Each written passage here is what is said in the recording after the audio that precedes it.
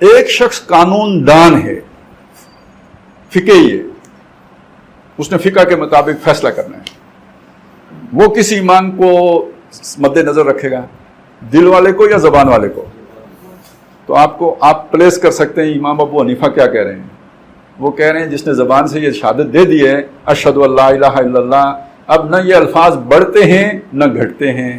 اچھا یہاں انہوں نے بھی تصدیق کا لفظ بھی استعمال کیا، اس کا کیا مطلب ہوگا؟ دل میں اس کے چوری نہیں ہے، وہ کوئی جاسوس نہیں ہے، فراڈ کے لیے نہیں آیا ہے. یعنی دل میں اگر مثبت طور پر ایمان نہیں بھی ہے تو کم از کم منفی طور پر کفر بھی نہیں ہے. دل کی کیفیت خالی ہے. جیسے وہ قالت الاعراب آمنا قل، یعنی اللہ نے بھی تو مانا نا مسلمان ہیں. قالت الاعراب آمنا، یہ بدو کہتے ہیں ہم ایمان لائے. قل لم تؤمنوا، انہیں سے کہو تم نہیں ایمان لائے ہو. ولکن قولوا اسلمنا، لیکن یہ کہہ سکتے ہو کہ ہم مسلمان ہو گئے ہیں.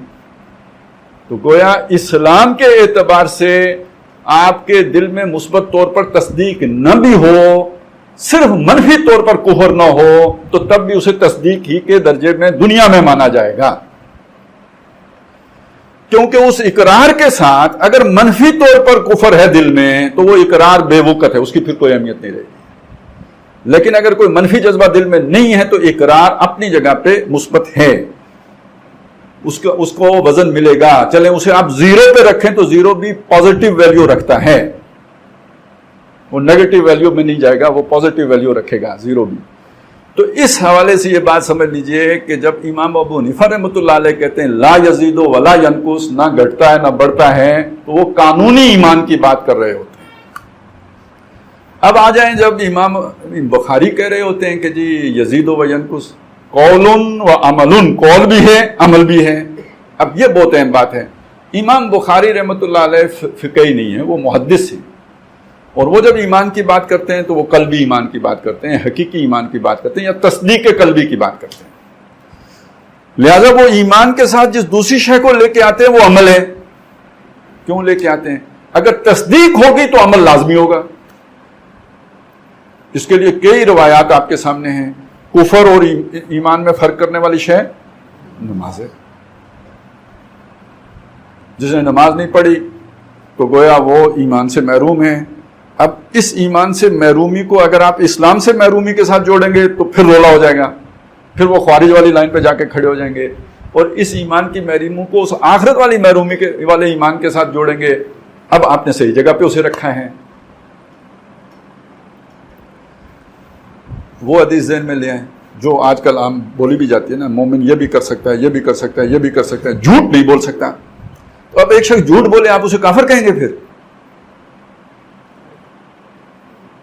نہیں کہنا چاہیے.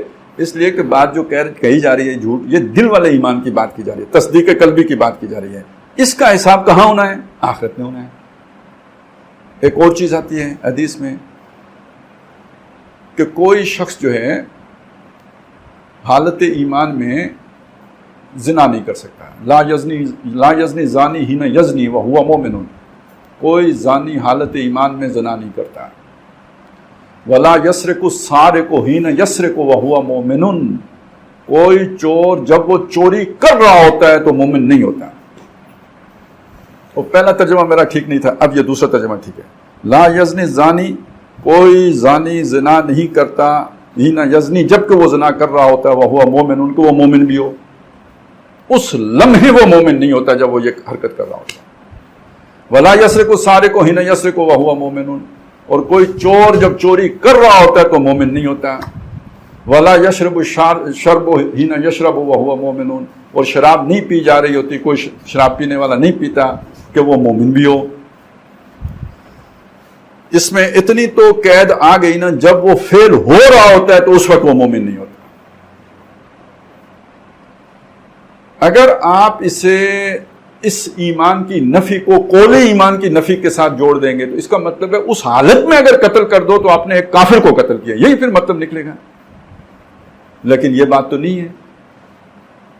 یہاں جس ایمان کی نفی کی جا رہی ہے وہ قولی ایمان کی نفی نہیں ہے، اسی قلبی ایمان کی نفی. اور سمجھ میں بھی آتی ہے کہ یہ وہ کام ہے کہ جو کسی کے دیکھتے ہوئے بندہ نہیں کرتا. کم از کم چوری تو کافر بھی کسی کو دیکھتے ہوئے نہیں کرتا. اگر کسی کے سامنے کرے تو ڈاکہ ہوگا، چوری نہیں ہوگی. تو اگر اس وقت یہ یقین ہو کہ اللہ دیکھ رہا ہے تو کیسے کرے گا؟ تو کم از کم جب وہ کر رہا ہوتا ہے تو اس کے دل کے اندر سے وہ یقین رخصت ہو چکا، اس لمحے وہ یقین اس کے اندر نہیں ہوتا۔ اور بعض روایات بھی ہیں جس سے پتہ چلتا ہے کہ اس طرح کا گناہ کبیرہ کا ارتکاب جب بندہ کرتا ہے تو ایمان اس کے اندر سے نکل کے اس کے گرد منڈلانا شروع ہو جاتا ہے۔ اگر وہ توبہ کر لے وہ غلط کام کرنے کے بعد تو واپس آ جاتا ہے، نہیں تو پھر مستقل رخصت ہو جاتا ہے، یعنی اس گناہ پر کاربند ہو گیا، تسلسل سے کرتا چلا گیا۔ بلا من کسب سیئۃ واحاطت بہ خطیئتہ فاولئک اصحاب النار هم فیہا خالدون۔ اب وہ اس رخ پہ اگر چل ہی پڑا تو دل پر مہر بھی ہو جائے گی، لیکن اگر اس نے توبہ کر لی، ثم یتوبون من قریب، قریب سے توبہ کر کے واپس آئے، انما التوبۃ علی اللہ للذین یعملون السیئات بجہالۃ ثم یتوبون من قریب۔ کوئی برائی کا ارتکاب کر دیں کسی مغلوبیت میں، جذبات کے میں بہ کر، اور پھر قریب ہی سے فوری طور پر توبہ کر لیں، ان کی توبہ قبول کرنا اللہ کے ذمے، گویا ایمان واپس آ جائے گا۔ اب ذرا وہ ترتیب ذہن میں لائیں، الا من تاب وآمن وعمل صالحا، یعنی توبہ یہاں پہلے آئی، ایمان بعد میں آیا۔ کیوں؟ کہ وہ توبہ کرنے کے نتیجے میں ایمان واپس آیا، اور اس ایمان کے آنے کے نتیجے میں عمل درست ہو گیا، وہ جو غلطی تھی اس کی اس نے اصلاح کر لی، اس کو اس نے ٹھیک کر لیا۔ تو یہ ہم دیکھیں گے، روایات سے بھی پتہ چلتا ہے، ہمارا عملی تجربہ بھی ہے کہ انسان کا عمل اس کے یقین کے تابع ہوتا ہے۔ ہمیں یقین تو خیر بہت بڑی بات ہے، ہمیں شک ہے کہ جو سانپ ہوتا ہے اس کے ڈسنے سے آدمی مر جاتا ہے، حالانکہ ہر سانپ کے ڈسنے سے نہیں مر جاتا، ہو سکتا ہے 5-7% سانپ ایسے ہوں کہ جو ڈسیں تو آدمی مر جاتا ہے، اور سانپ ہوتا کتنا سے اتنا سارا تو سانپ ہوتا ہے، وہ نہ ہماری ہڈی توڑ سکتا ہے، نہ ہمیں کوئی بہت بڑا زخم لگا سکتا ہے، لیکن وہ ڈسے گا، کتنا چھوٹا سا ایک زخم آئے گا، اس کا کوئی اتنا زیادہ درد بھی نہیں ہوگا، لیکن موت واقع ہو سکتی ہے ایک خاص قسم کے سانپ کے ڈسنے سے۔ اور ابھی اگر ایک چھوٹا سا سانپ بھی وہاں سے پھنکارتا ہوا اندر داخل ہو تو آپ یہ درس وغیرہ سننا بھول جائیں گے، سب ادھر متوجہ ہو جائیں گے، بلکہ اٹھ کے بہت سے دوڑ لگا دیں گے کہ کدھر سے باہر بھاگیں۔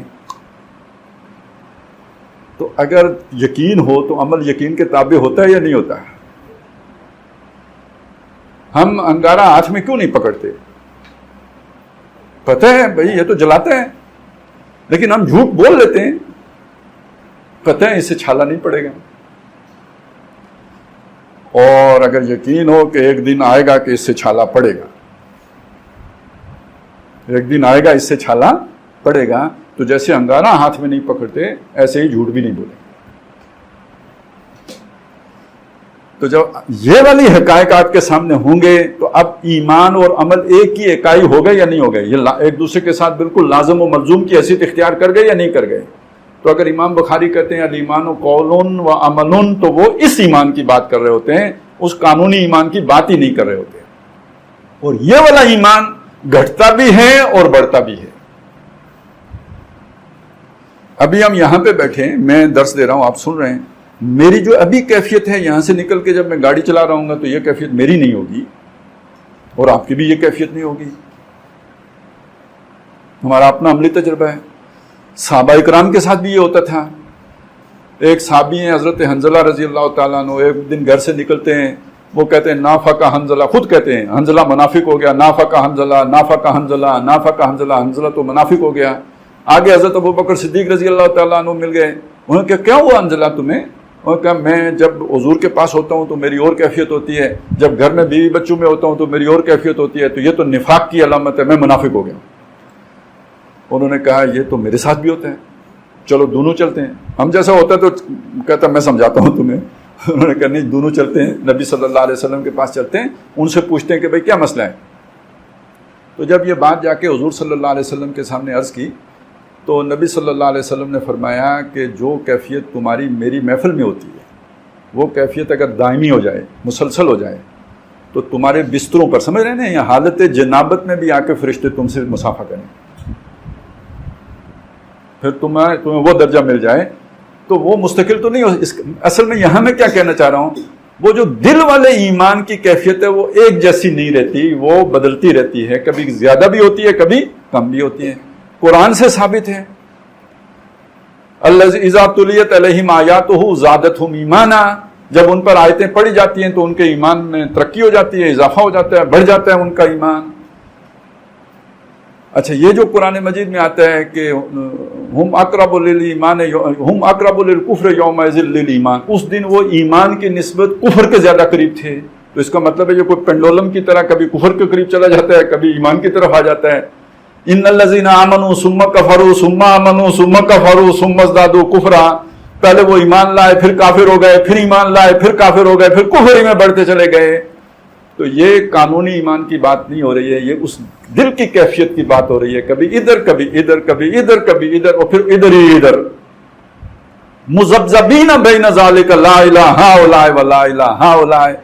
یہ درمیان میں منافقوں کا ذکر ہے، یہ درمیان میں تذبذب میں، نہ پوری طرح ادھر ہیں نہ پوری طرح ادھر ہیں، یعنی دل تذبذب کی کوئی ایک طرف یکسو نہیں ہے دل ان کا، نہ ایمان کی طرف پوری طرح یکسو ہے نہ پوری طرح کفر کی طرف یکسو ہے۔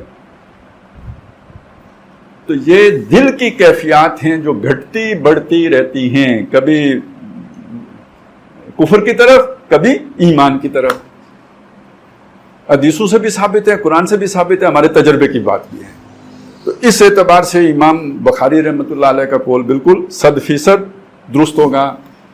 تو یہ اگر یہ پس منظر ہمارے ذہن میں نہیں ہوگا تو دونوں بزرگوں کے بارے میں ہمارے دل میں ایک جو ہے نا وہ پیدا ہوگی، اشکال چلے کہہ لیں پیدا ہوگا، یا ان کے بارے میں عدم اعتماد پیدا ہوگا کہ یار ان کو تو شاید دین کا پتہ ہی نہیں تھا، یہ کس طرح کی باتیں کر کے گئے، جیسے بعض لوگوں کو ہو جاتا ہے نا، خود ابھی تو 4 جماعتیں پاس ہوتے ہیں اور اس کے بعد جا کے سیدھا جو ہے نا ٹکر مارتے ہیں امام ابو حنیفہ کو۔ اور یہ اصل میں اشکال آپ کو قرآن پر بھی آ سکتا ہے، لیکن یہ کہ اسے بیان نہیں کرنا ہوتا، اللہ سے مانگنا ہوتا ہے کہ اس کا حل پیش کرے اللہ، اور اگر کسی کے سامنے جا کے رکھے بھی تو اپنے سے بڑے عالم کے سامنے رکھ کر، تو اس سے آدمی مسئلہ اس انداز میں پیش کرتا ہے جیسے مجھے ٹی بی ہو گئی ہو، جیسے مجھے کوئی پیٹ میں درد ہو رہا ہو، یعنی میں پرابلم میں ہوں۔ یہ طالب علم کا انداز ہے۔ اس چیز کو جا کے جب اتھارٹی کے ساتھ بندہ پیش کرتا ہے تو جناب یہ مجدد الفسانی کو دین کا کیا پتہ تھا، وہ تو مشرک تھے، یہ جب 15ویں صدی جڑا جمع انہوں زیادہ پتہ لگ گیا ہے دین کا۔ تو یہ والا جو طریقہ ہے نا، یہ طریقہ ہمارے دین کا مطلب دین سیکھنے کا طریقہ نہیں ہے کہ بندہ اتنی اتھارٹی کے ساتھ بات کر رہا ہوں۔ ہاں، جب انسان ایک سطح پہ پہنچ گیا کہ چلو عمر پکی ہو گئی، دین کے ان سارے تصورات پر اس نے گہری بصیرت حاصل کر لی، تو اب بھی طالب علمانہ انداز میں اپنی رائے پیش کرنے کا حق رکھتا ہے، پھر بھی اتھارٹی جن اختلافی مسائل میں اتھارٹی کے ساتھ بات کرنا مناسب نہیں ہوتا۔ تو بہرحال یہ دیکھیں، میں نے آپ کے سامنے کچھ تفسیریں رکھی نا، اگر یہ بیک گراؤنڈ آپ کے سامنے نہ ہو تو یہ کوئی قول آپ کو سنا دے کہ امام بخاری یہ کہتے ہیں اور امام ابو حنیفہ یہ کہتے ہیں، تو ایک سوء ظن دونوں کے بارے میں ضرور دل میں پیدا ہوگا۔